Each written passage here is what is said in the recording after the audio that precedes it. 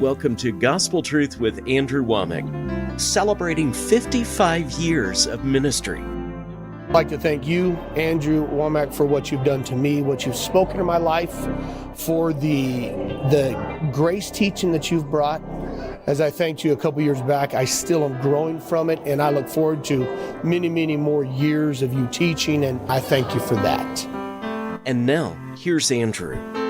But did you know Abraham was a very prosperous man when he lived in Ur of the Chaldees? Naye wali okimanyi nti Ibrayimu yali musajja eyali akulaakulanye bwe yali akyali mu nsi y'Abakaludaayo. He was very prosperous, and God told him to leave his family, to leave everything, Yali akulaakulanye naye Mukama n'amugamba aleke abantu be. and to go out into a place he didn't even know where he was going. He just knew it wasn't Ur of the Chaldees. It was going to be someplace else. N'amugamba aleke byonna agende mu kifo kyali mulaga. Ye yali amanyi nti ekifo ekyo si kye ky'Abakaludaayo. And so God told him to forsake all of that. Mukama n'amugamba byonna abireke. And he went out, and it goes on to say here in Hebrews chapter 11 that Era n'afuluma n'agenda. Bayibuli yayogera mu maaso wano mu Beebulaniya essula 11 they were looking for a country. nti baali banoonya ensi. Not a physical country, but they were looking for God. Si ensi ey'omu buliwo, naye baali banoonya Katonda. And they were looking for a place in God. Era baali banoonya ekifo mu Katonda. And the Lord had promised him that he would make him the father of many nations. Era Mukama yali amusuubiza nti ajja kumufuula taata w'amawanga mangi. He never saw that with his physical eyes. Ekyo teyakiraba na maaso ge. During Abraham's lifetime, Mu biro eby'obulamu bwa Ibulayimu, he only had Ishmael, which was a product of the flesh. That was never God's will for him. yazaala Isimayiri eyava mu mubiri gwe kubanga oyo Katonda si gwe yali amusuubiza. He made some mistakes along the way. Yakola ensobi wakati mu lugendo. And then he had Isaac, the promised son. N'afuna Isaaka oba Isaaka omwana ow'ekisuubizo. He only had 2 children, and really the Lord told him that Ishmael wasn't even one of his children. Yalina abaana babiri naye ate nga Mukama yamugamba nti Isimayiri si ye mwana we, That was totally a work of the flesh. kubanga ogwo gwali mulimu gwa mubiri. He says, take your son, your only son, Yamugamba nti twala omwana wo omu yekka, Isaac, in Genesis chapter 22, and sacrifice him. Isaaka mu kitabo ky'olubereberye essula eya 22, omusaddaaka. He called Isaac his only son. Katonda yayita Isaaka omwana omu yekka owa Ibulayimu. So Abraham in his lifetime, he lived to be 175 years old. Kati Ibulayimu yawangaala emyaka 175. And during that period of time, he came out and into the promised land when Era mu kaseera ako yatuuka mu nsi ensuubizi he was 75 years old. ng'alina emyaka 75. So for 100 years, N'olwekyo okumala emyaka 10 he never saw the total fulfillment of what God promised him. teyalaba kutuukirizibwa okujjudde okwekyo Mukama kye yamusuubiza. Naye obadde okimanyi, But did you know what God said? That your children will be as numerous as the stars in the sky? naye obadde okimanyi nti Mukama yamusuubiza nti abaana bo baliba bangi nga emmunyeenye mu bbanga, And the sand on the seashore? nga omusenyu ogw'oku nnyanja. It came to pass. It just didn't come to pass right then. Didn't come to pass in his lifetime. Kyatuukirira naye lwakuba tekyatuukirira mu biseera ebyo eby'obulamu bwe. He also never actually owned any property Era Ibulayimu teyalina kintu kyonna in Israel except the burying place where he buried his wife. mu Isirayiri okuleka ekiggya kwe yaziika mukyala we. He didn't see the fulfillment of those things. Teyalaba kutuukirizibwa kwa bintu ebyo. He didn't see it with his physical eyes, but he saw it in his heart. Teyabiraba na maaso ge naye yabiraba n'omutima gwe. And that's the reason that God called him the father of faith. Era y'ensonga lwaki Katonda amuyita taata w'okukkiriza. And Romans chapter 4 talks about all of this. Era Baluumi 4 eyogera ku bintu bino byonna. He saw things. Yalaba ebintu. He didn't see it with his physical eyes, but he saw it in his heart. Teyabiraba na maaso ge ga mubiri naye yabiraba na mutima gwe. You know what that was? That was imagination. Omanyi ekyo kye kyali? Yali ndowooza. And this is saying that if he had been thinking about what he left, Era wano Bayibuli egamba nti singa yalowooza ku ebyo bye yaleka emabega, he would have been tempted to go back. I'm just imagining now. Yandikemeddwa okuddayo. Mundowoozaamu kati. I can't prove this to you. I haven't seen it. It's not recorded in Scripture. Kino sirina bwe nnyinza kikukakasa sikirabye mu byawandiikibwa. But I imagine he had his own house Naye ndowooza nti yalina ennyumba ye when he lived in Ur of the Chaldees. bwe yali mu nsi y'Abakaludaayo. He probably had his own friend. He had his own neighborhood and things like that around him. Ndowooza alina mikwano gye, yalina bamulirwana, ebintu ng'ebyo ebyali bimwetoolodde. Did you know when he left and did what God told him, he lived in a tent? Okimanyi nti Mukama bwe yamugamba okufuluma okugenda yagenda n'abeeranga mu nsinsira. And Abraham probably lost some things, and I guarantee you there was times that becoming a nomad and just not having a fixed place. Era Ibulayimu alina ebintu emu bye yafiirwa kubanga okubeera omuntu atambula obutambuzi ng'ova mu kino ekifo odda mu kirala. It would have been easy for him to sit down and think about back in Ur of the Chaldees. Kyandimubeeredde kyangu okutuula wansi n'alowooza ku nsi gye yavaamu. I had a place. I was probably a leader. People looked up to me. Nti nali muntu, nali mukulembeze, abantu bampanga ekitiibwa. Here he was a stranger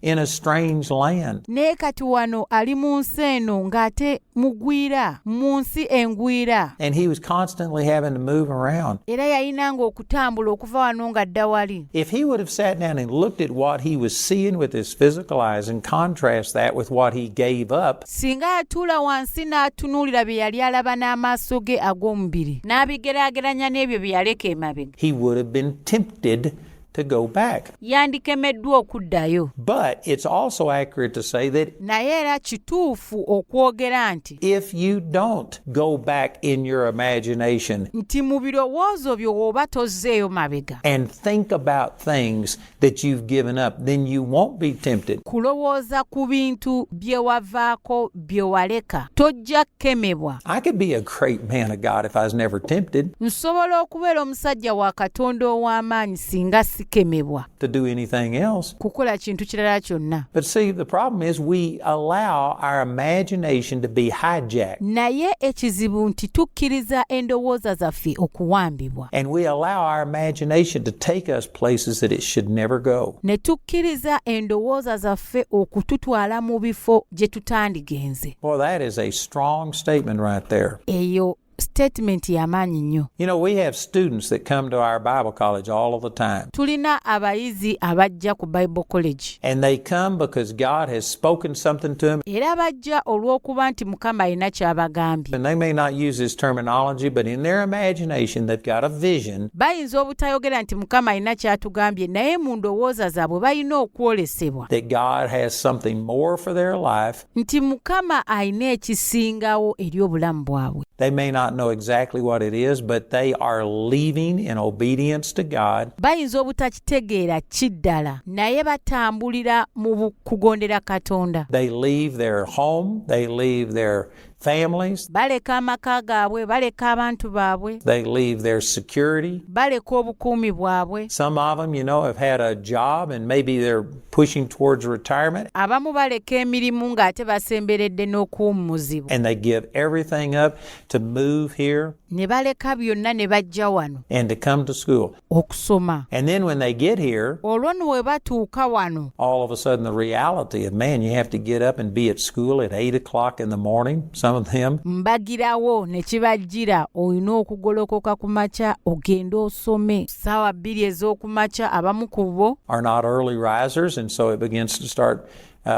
being something that tebamanyira byakukeera. is a sacrifice for them. Kati ne kitandika okubeera saddaaka gye bali. Some of them, the altitude bothers some people. Abamu ekifo kino eky'ensozi kibatawaanya. But we're nearly at 9,000 feet. Tuli ku buwanvu kumpi bwa fuuti 9. I never even thought about this, but there's some people that, man, that bothers them. Nali sikirowoozangako naye abantu amu kibataataaganya. The dryness of the climate. Some people's fingers begin to crack and stuff. Abamu olw'embeera y'obudde obukalu n'engalo zaabwe zitandika okkalanguka. And you have to use lotion. You have to drink a lot more water. Ne beesanga beesanga nga balina okukozesa ebizigo, balina okunywa amazzi nnyo. Personally, I believe that the beauty of Colorado and everything is well worth anything Nze nzikiriza nti obulungi bwa Colorado bugwana omuwendo gwonna. that comes with it. But people get here and they realize that the cost of living here in Woodland Park, Colorado is much higher than where it was. Gwe wandibadde osasula naye abantu bajja wano ne beesanga nti embeera y'obulamu ya bbeeyi okusinziira ne gye baviiridde. Some of them, they're around the ocean and Abamu ku bo babeera kumpi n'amayanja amanene. water. We don't have an ocean Ffe tetulinago mayanja manene wano e Colorado. in Colorado. And anyway, all of these things, when people come here, they come because of vision. Ebintu bino byonna w'obyogerako abantu bajja wano lwa kwolesebwa. And there's nothing like the first day of school. Era tewali lunaku lulungi ng'olunaku olusooka olw'essomero. I tell you, it is probably my favorite day Kirabika nze lwe lunaku olukyansingiddeyo obulungi. of the entire year is to come to the very first opening rally Mu mwaka gwonna okujja ku lunaku oluggulirawo ddala okusoma. in school because people are coming, they're fresh, Kubanga abantu bajja nga beetegese bajjudde okwolesebwa they've got nothing but vision, imagination in front of them, nga balina endowooza mu maaso gaabwe. and it's exciting. Era kiba kisanyusa. But then all of the financial things begin to come to pass. Naye kati embeera y'ebyensimbi bw'eyingiramu All of a sudden they're having trouble finding a place to live. ne beesanga nga tebalina wa kusula, They're having trouble finding a job. nga basanze obuzibu okufuna omulimu, They recognize the cost of living is higher. And ne beesanga ng'embeera y'obulamu ya bbeeyi. you know what? People begin to start thinking about, man, back where I came from. Abantu ne batandika okulowooza gye baava. I at least had a place to live. Nalinaawo okusula, I had a guaranteed job. I had this. nalina omulimu nga nkola. If you go to thinking that way, Bw'otandika okulowooza bw'otyo, I guarantee you, according to this verse, nkukakasa okusinziira ku lunyiriri luno, you will have opportunity to return. ojja kubeera n'omwagaanya oguddayo. Your actions are linked to what you think, and even more specifically, to what you imagine. Ebikolwa byo bikwatagana ne kyolowooza, okusingira ddala ky'ofumiitirizaako. If a person who comes to school Omuntu ajja okusoma and they have this great imagination, they're just thinking about what does God have for me. nga balina endowooza eno nga bagamba Mukama ki ky'alina gye ndi, I mean, they're dreaming about the future, but then they get into some hardship nga balowooza ku bya mu maaso bwe basisinkana obuzibu, and they begin to start thinking about returning, ne batandika okulowooza ku kuddayo, thinking about what I've left, what I've given up. ne batandika okulowooza ku bye balese emabega. Did you know that'll tear them? It'll pull them in a different direction. Okimanyi ekyo kisobola okubasika nga kibatwala mu kkubo eddala. But on the other hand, if you get to where all you do is look forward, you aren't driving looking at your rear view mirror. N'ate mu ngeri endala singa osalawo n'oba nga kyonna ky'okola otunula mu maaso, tosobola kuvuga ng'ate otunula mu mmiro ey'emabega. You got to look forward. Olina okutunula mu maaso, You got to forget the things that are behind. olina okwerabira ebintu ebikuli emabega. And if you start heading in that direction Era bw'oyolekera oluguudo olwo, and just keep your eyes focused on what God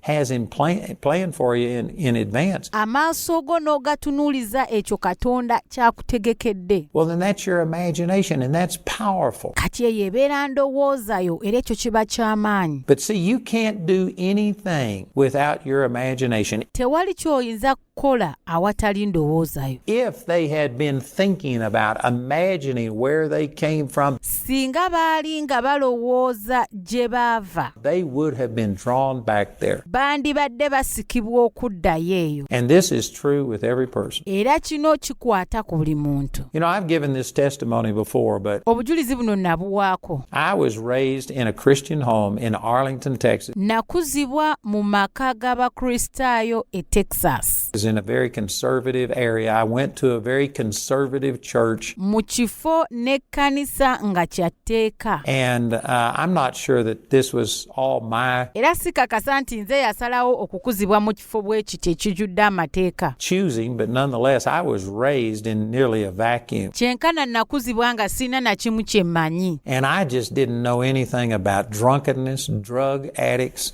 drug use. Nali simanyi kutamiira, kukozesa biragalalagala. We didn't have homeless people that I was aware of. Nali simanyi bantu batalina wa kubeera. There probably was, but it never registered with me. Osanga baaliyo naye nze saabamanya. I never got into, I never watched any of the ungodly movies about sexual things. Salaba firimu ezo zitali za bwakatonda ezo ez'obuseegu. I'm sure that I heard about prostitution and about homosexuality. Nkakasa nawulirako ku kwetunda ne ku kulya ebisiyaga. And I'm sure that I heard of those things, but it wasn't for me and I never focused on it. Nkakasa nabiwulirako naye nze saabiteekako mwoyo. It never was a part of my thinking. Tebyali kitundu ku ndowooza yange. And because of all that, right after I had my encounter with the Lord on March the 23rd, 1968, Era olw'ensonga eyo oluvannyuma lw'ensisinkano yange ne Katonda mu mwezi ogwokusatu nga 23 omwaka 1968. my mother thought that I had lost my mind Maama wange yalowooza nti ngudde eddalu. because I just gave everything I had to God. Kubanga buli kyonna kye nnali ne kye nnalina nakiwaayo eri Katonda. I had friends that moved in with me and we would stay up and get 2 or 3 hours sleep a night. Nalina mikwano gyange ejjajja okubeera nange era ne twebaka okumala essaawa 2 oba 3 ekiro. Is all we got, and we would be studying the Word and praying. Essaawa ezisigadde ne tusoma Bayibuli ne tusaba. And anyway, she was concerned, so she put me Kati maama wange ne kimukwatako nnyo into a Baptist group n'anteeka mu gurupu y'Ababaptist that was going to Bern, Switzerland, to a Billy Graham conference. abaali bagenda e Switzerland mu lukuŋŋaana lwa Billy Graham. And that was the focus of it. But along the way, Era ekyo kye kyali ekigendererwa eky'olugendo olwo naye wakati mu lugendo we, had tourist things along the way. So the very first night that we were going on this trip, twagenda ne tulambula. Kati ekiro ekyasookera ddala lwe twali tugenda okulambula, I went to New York City. And here I am, a hick from Texas. nagenda e New York City. Kati nga nze omuvubuka aviira e Texas, Never had been out of Texas, and I went to New York City. nga sifulumangako kuva mu Texas. Ne ŋŋenda e New York City. And we stayed right there on Times Square. Ne tubeera mu kifo kye bayita Times Square. And I guarantee you, I was seeing and hearing things that I had never heard before. But Era nkukakasa nali mpulira nga ndaba n'ebintu bye sirabangako, naye I was so in love with the Lord nze nali mu mukwano ogugenza ebuziba ne Katonda. that I was witnessing to people. They had probably 100 prostitutes lined up on 42nd and something Street. Nti nali mbuulira abantu enjiri baalina bamalaaya nga 100 nga beesimbye ku nguudo. And there was probably 100 prostitutes lined up along this wall down this street. Kati waliwo ekisenge kino bamalaaya kwe baali bayimiridde, bamalaaya nga 100. It never dawned on me Nze tekyanzijira what they were. Again, I probably heard about that, ki kye baali, osanga nali nkiwuliddeko. but it wasn't my focus. All I saw was these girls Naye nze ebirowoozo byange tebyali ku ekyo. Kati nze nalabanga bawala bano, and I went down the row and passed every one of them out of track. era nagenda ku buli omu nga muwa akatabo k'enjiri. And I stood there on the street and began to preach Ne nnyimirira ku luguudo ne ntandika okubabuulira enjiri. to them. I emptied the entire street. Street yonna ne ngimalako bamalaaya. I got rid of all of the prostitutes. Bonna bamalaaya ne mbamalako. And I walked down alleys, and I guess, I'd heard about gangs, but Era ne ngenda ne ku street endala nali mpulidde ku bayaaye. we didn't have gangs where I grew up. It just wasn't anything I thought about. Nenze gye nakulira tewaali bayaaye. Era nali sibalowoozaako. And so I'd walk down alleys and see gangs, Era nagenda ne ndaba abayaaye abo people with these spikes and all black stuff and weird hairdos and stuff. nga balina ebintu ku mubiri gyabwe, nga balina enviiri ezaakula engeri. It never dawned on me that that was dangerous. naye nze tekyanzijira nti okugenda gye bali kyali kyakabenje. I'd just go up and pass them all out of track. Era nagenda gye bali ne mbawa obutabo bw'enjiri. And I witnessed to every single thing I saw, and people were avoiding me like the plague. Era buli kintu kyonna kye nalaba ekiramu nakibuliranga enjiri, abantu ne batandika okunneewala. And anyway, as I was preaching to all of these prostitutes, I had a pimp come up to me. Kati bwe nali mbuulira enjiri bamalaaya bano, omuntu eyali atunda bamalaaya n'ajja gye ndi. And he tried to sell me one of his girls. N'agezaako okunguza omu ku bawala. And he was using this street language that Kati yali akozesa olulimi nze lwe nali sitegeera nga sirumanyi. I didn't talk that way. It's not the way we talked in Texas. Kubanga si bwetyo bwe twali twogera e Texas. And I didn't understand what he was saying. And I just kept saying, what? Era saategeerako ddala kiki yali aŋŋamba, nakanyanga kumuddamu ogambye ki? What are you? And anyway, this guy talked to me for a while. And Yamala akaseera ng'agezaako okummatiza. finally, I never will forget, he just turned around, threw his hands up in the air like this and shook his head. Era oluvannyuma yamaliriza ng'anvuddeko n'awanika emikono n'anyeenya omutwe. Like, what rock did this kid crawl out from under? Ne yeebuuza nti ono omwana yavudde mu lwazi ki? And he just walked off. And anyway, when I got back at 2 or 3 in the morning, N'anviira era bwe naddayo eri bannange ku ssaawa nga 8 oba 9 ez'okumakya, to my hotel room, and I was staying with these other guys, gye nali nsula mu wooteri ne bannange. I was telling them, you'll never believe what this guy was saying to me. And I started repeating it. Ne ntandika okubagamba nti temusobola kukikkiriza ono kye yabadde aŋŋamba, ne mbannyonnyola byonna bye yaŋŋambye. And they had to explain to me Era baalina okunnyinnyonnyola what he was doing. ki kye yali akola. That he was offering one of his girls to me for the evening. Nti yali agezaako okunguza omu ku bawala abo. But then, here's my point in relating all that. Guess what? Kati ensonga gye ngezaako okwogera y'eno. I wasn't tempted Saakemebwa. because I didn't ever go there in my mind. Kubanga mu birowoozo byange nzeeyo saagendayo. And I had never seen myself doing that. Nali seerabangako nga nkola ekintu ekyo. I had never watched anybody else. I didn't watch those kind of movies Ezo firimu ez'obuseegu nze nali sizirabangako. where they had extramarital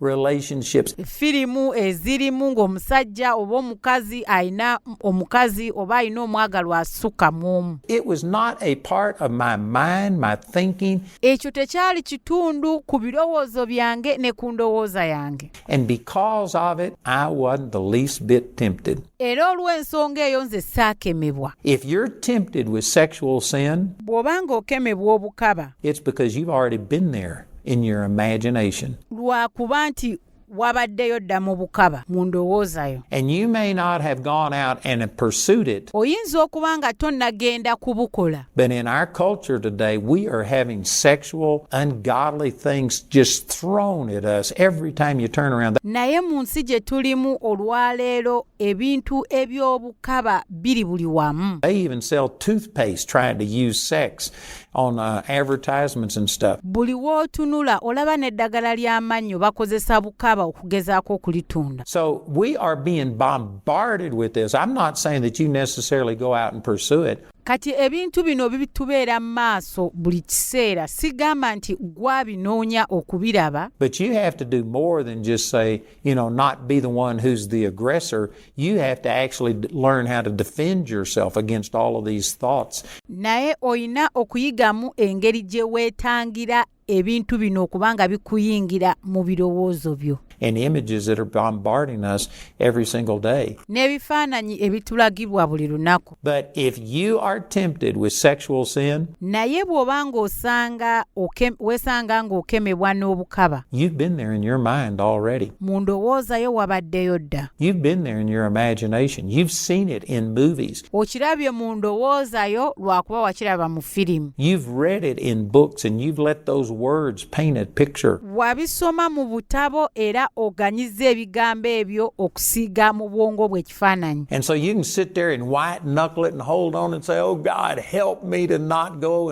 out and commit adultery. But Katosobola kutuula ng'ogamba ayi Mukama nnyamba nneme kugenda kukola bwenzi. you know what? It's even better to just stop the conception rather than trying to stop the birth. naye omanyi kisingako gwe bw'olekeraawo okuyingiza ebintu ebyo eby'obuseegu mu kifo ky'okugezaako okuziyiza okuzaalibwa kw'ebintu ebyo by'omaze okuyingiza. Of all of those things that you've done. And that conception starts in your imagination. Era okuyingiza ebintu ebyo oba okuzaalibwa kw'ebintu ebyo kitandikira mu ndowooza yo. You know, I'm out of time today, so I'll just make reference to this. Kati obudde buŋŋenzeeko naye ŋŋenda kuyita mu bumpimpi. And I'll go into explanation tomorrow. Enkya nja kubanga nnyinnyonnyola. But this is exactly what it says in Isaiah 26:3. Naye kino Bayibuli kyeyogerera ddala mu Isaaya 26 olunyiriri olwokusatu. The Lord will keep him in perfect peace, whose mind is stayed upon him because he trusteth in him. Onoomukuumanga mu mirembe gyo oyo alowooleza mu ggwe kubanga akwesiga ggwe. The word mind right there in Isaiah 26:3 Ekigambo kulowooza oba ndowooza mu Isaaya 26 olunyiriri olwokusatu is the Hebrew word yetzer, Y-E-T-S-E-R. kye kigambo eky'Abebbulaniya YETSER. And the only definition of that word Era amakulu gokka ag'ekigambo ekyo in the Strong's Concordance is conception. mu nzivuunula eya Strong Concordance kwe kuba olubuto. It's in your mind that you conceive things, Nti mu birowoozo byo mw'ofunira olubuto. and that exact same word, Y-E-T-S-E-R, Era ekigambo kino kyennyini YETSER is the one that in Genesis chapter 6 verse 5 kye kikozesebwa mu lubereberye essula ey'omukaaga olunyiriri olwokutaano it says the imagination of their heart was only evil continually. nga kigamba nti ebirowoozo by'omutima gwabwe bya bubi. That exact same word that was translated mind in Isaiah 26:3 kye kigambo kyennyini ekyavvuunulwa endowooza mu Isaaya 26 olunyiriri olwokusatu was translated imagination in Genesis chapter 6 verse 5. kye kyavvuunulwa endowooza mu lubereberye 6:5. So your mind, your imagination specifically, is where you conceive things. N'olwekyo mu ndowooza yo mw'obeerera olubuto lw'ebintu. And if you can't see it on the inside, Era bw'oba tosobola kukiraba munda mu ggwe, you won't see it on the outside. tojja kukiraba na kungulu. If you see it on the inside, Bw'okiraba munda mu ggwe, you will see it on the outside ojja kukiraba n'ebweru oba kungulu. unless you do something to stop that birth. Okuggyako